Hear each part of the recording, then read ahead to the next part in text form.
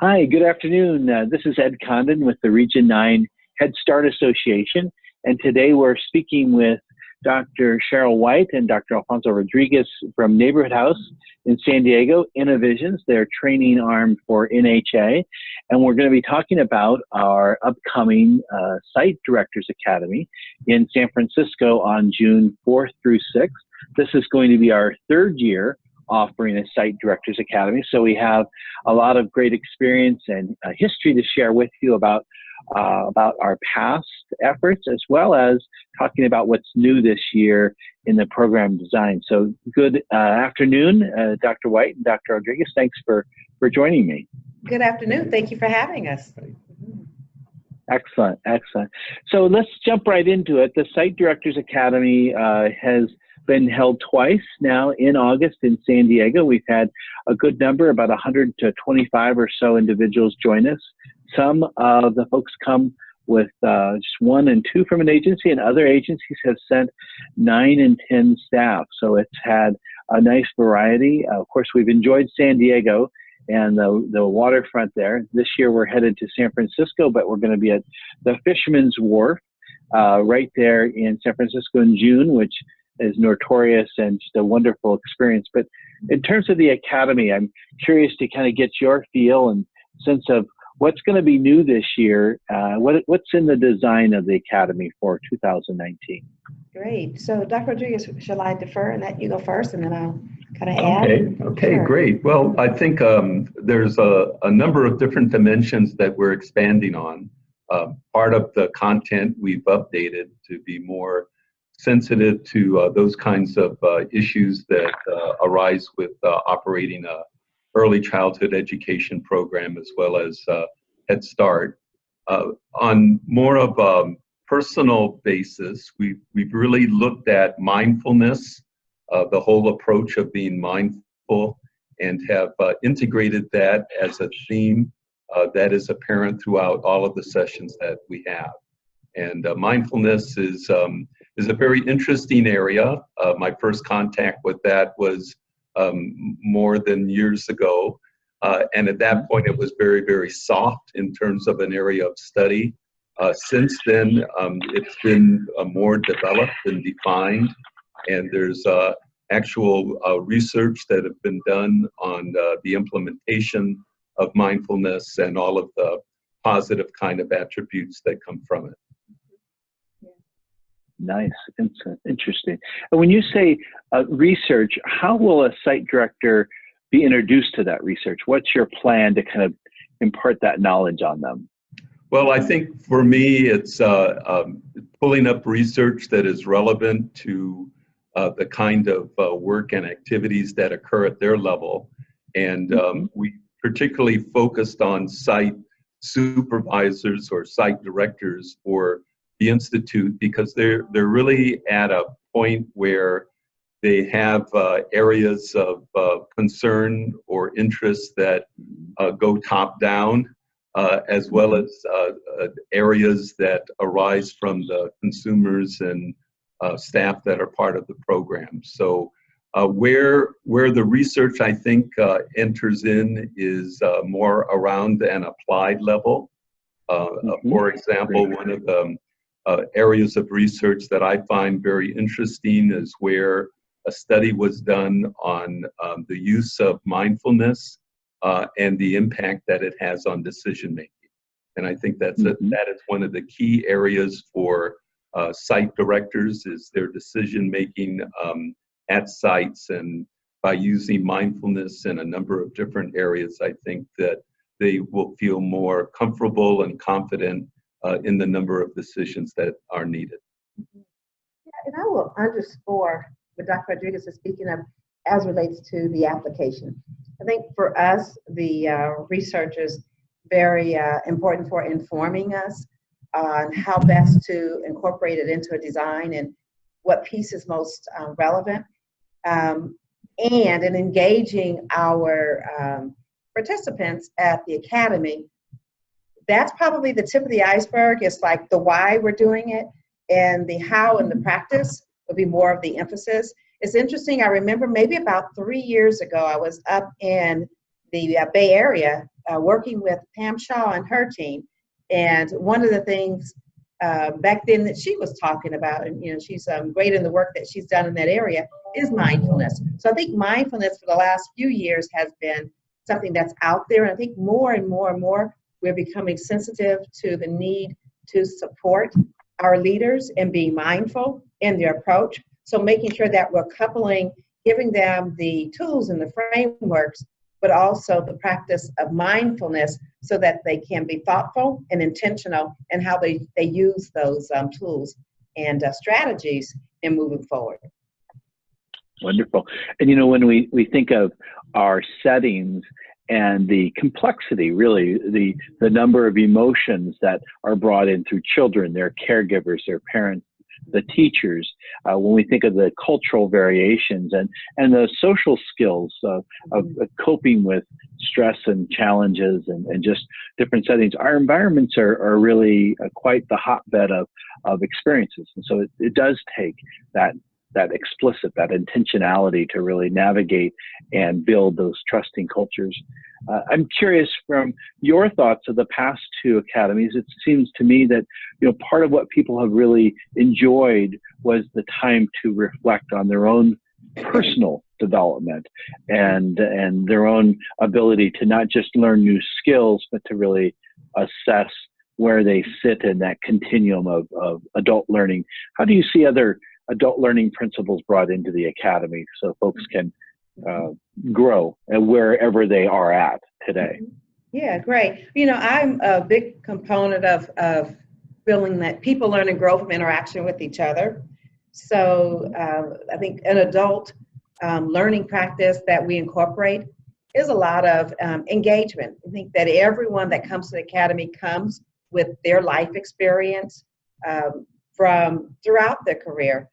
Not just their role as a site director, but certainly their role as a site director or a site supervisor. So creating a space where people can actually reflect and engage and bring who they are and their life experiences to our journey of learning is an important part of the academy. Nice.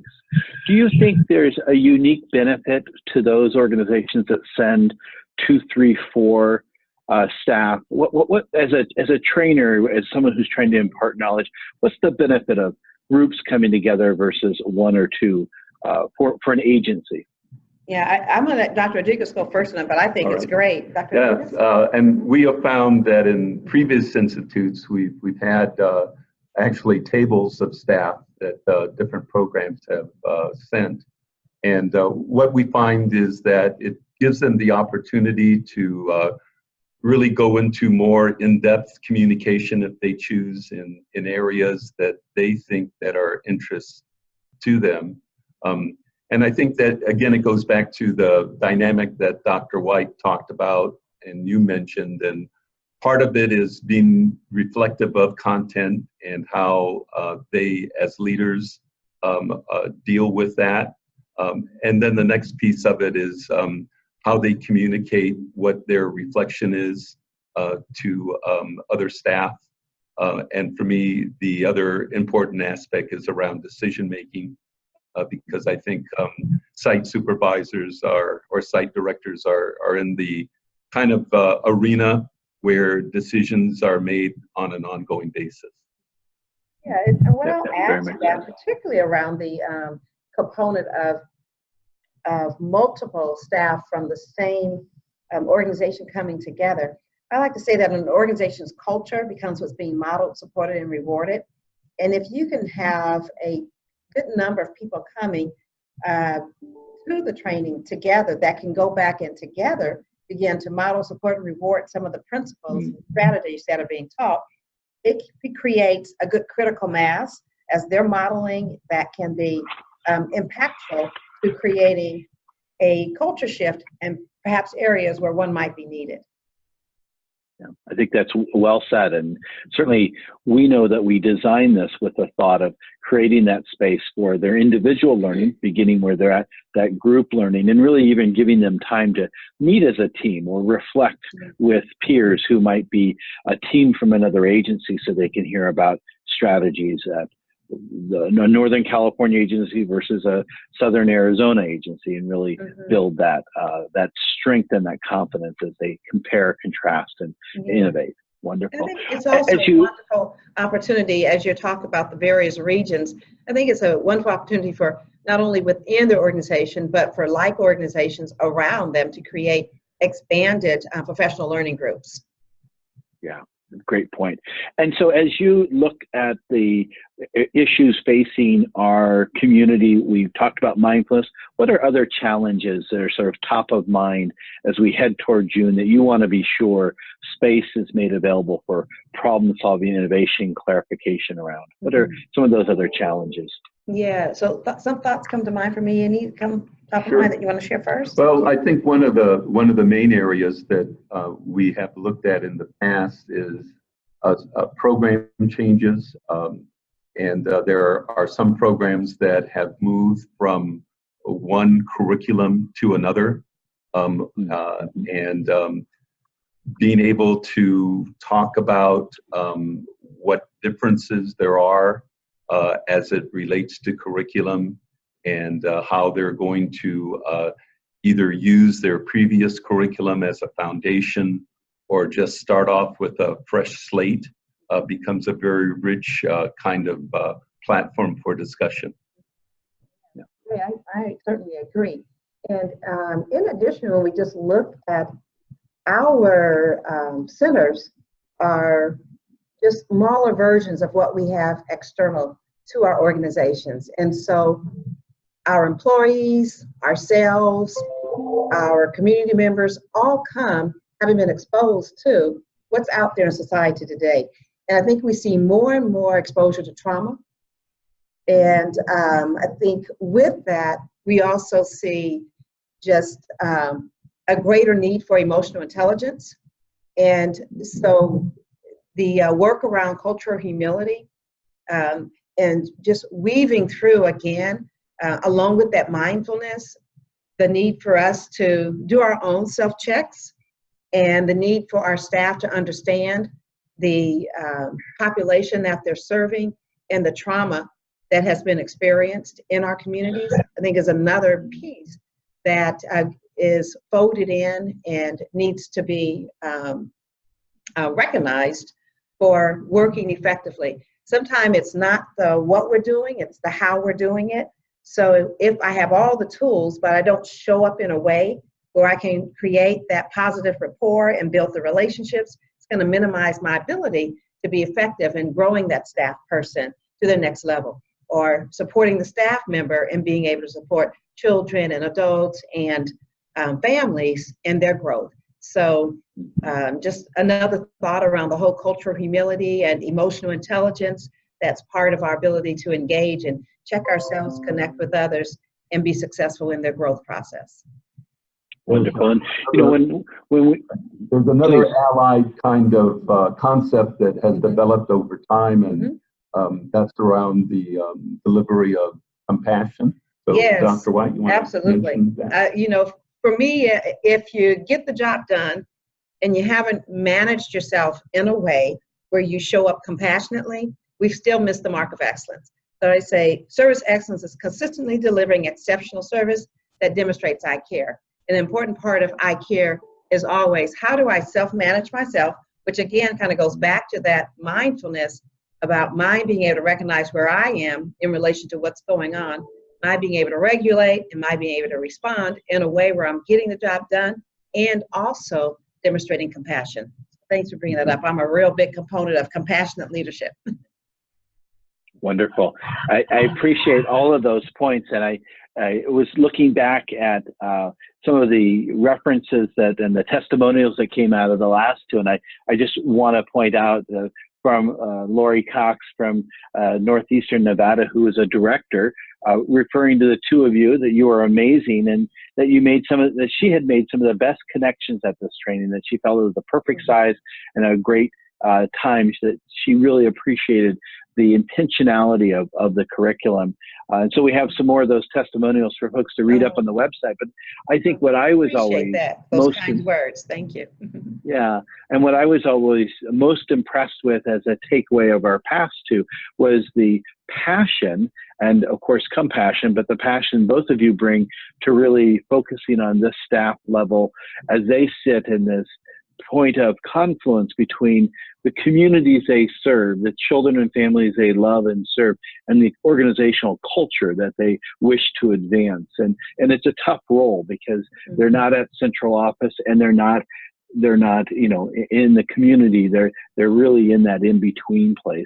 So we want to support them in advance. And it's also, I think, great to point out, this has become sort of a national priority with our new Office of Head Start Director, Dr. Bergeron, who's called out site directors as a role that she feels needs attention and care and lifting up, elevating that skill set, because she recognizes that for questions of whether it's enrollment or it's curriculum or it's experiences for the families, this individual, this person really needs that additional attention. So I think we're right on.